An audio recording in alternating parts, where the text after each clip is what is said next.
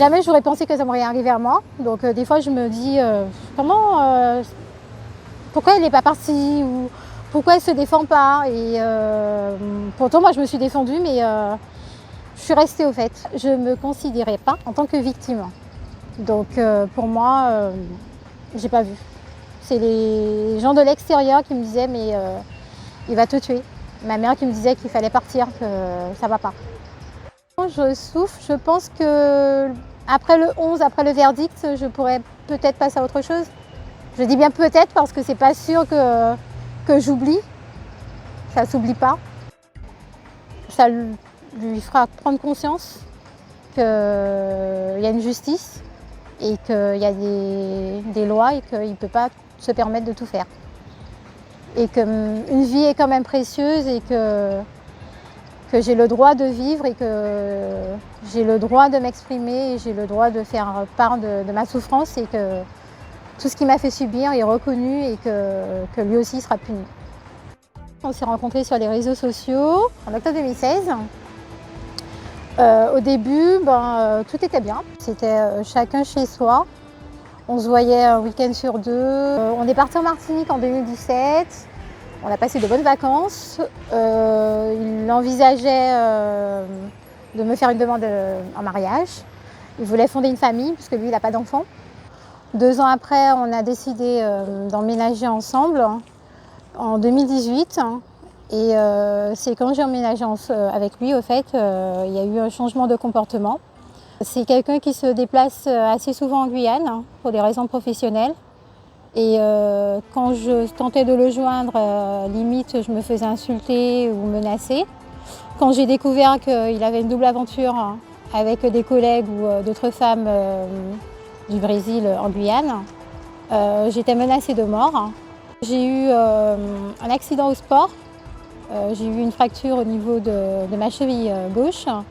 Et à chaque dispute, il me donnait des coups de pied au niveau de ma cheville. Donc je suis restée quand même pas mal de temps en arrêt maladie, sans reprendre le boulot. Par la suite, il s'excusait avec des cadeaux, des fleurs, il pleurait. Sa mère, elle venait me voir, elle me disait qu'il m'aimait, qu'il fallait que je me calme un petit peu, que limite que c'était de ma faute au fait. À partir du printemps, j'ai commencé un petit peu à regarder si je pouvais partir. Et quand il constatait que je commençais à partir, il a commencé à devenir vraiment très violent. Donc un samedi, je suis partie sur Paris voir des copines. Il m'a proposé de surveiller ma fille. Et vers 14 h, j'ai reçu un SMS me demandant si je comptais pas rentrer. Donc je lui ai dit oui, j'allais rentrer, je ne tardais pas. Et 30 minutes après, je recevais une photo de ma fille carrément à la porte. Donc il me mettait la pression pour que je puisse rentrer. Et quand je suis rentrée, on s'est disputé. J'ai reçu un coup de tête devant ma fille qui a fait barrage de son corps. J'ai appelé ma mère en pleurant pour lui dire que ça ne va pas. Et que je pense qu'il faut vraiment que je parte. Ma mère, elle a appelé la gendarmerie de Fort-de-France qui, eux, ont alerté la gendarmerie de métropole du 78 de Limay. Et quelques heures après, j'ai vu le PSIG arriver au domicile. Ils ont constaté les faits, que j'avais une bosse au front. Et ils m'ont demandé où il était et lui, il dormait tranquillement dans son lit. Donc ils m'ont demandé l'autorisation de rentrer, donc ils sont rentrés. Et ils lui ont posé des questions pour savoir ce qui s'est passé. Il leur a clairement dit qu'il n'y a rien. Et ils lui ont dit c'est pas normal puisque j'ai une bosse et ils ont reçu un appel pour violence conjugale. Donc effectivement, il n'avait pas le choix d'avouer.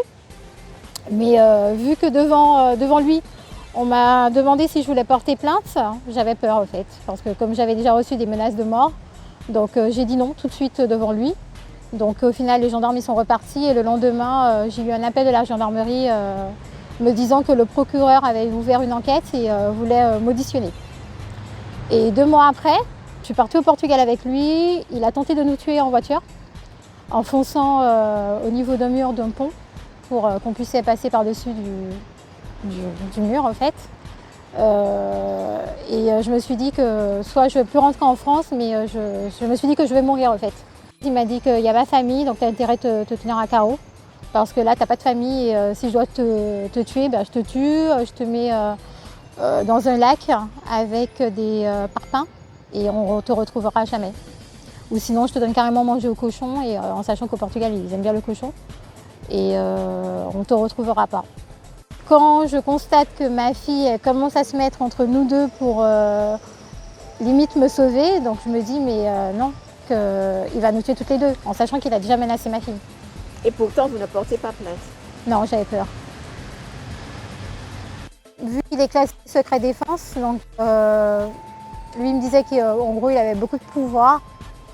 Donc j'avais beaucoup peur parce qu'il me faisait comprendre que si je partais, il m'aurait retrouvé, qu'il avait les moyens de me retrouver et que, vu son statut, qu'il passe au-dessus de la loi en fait.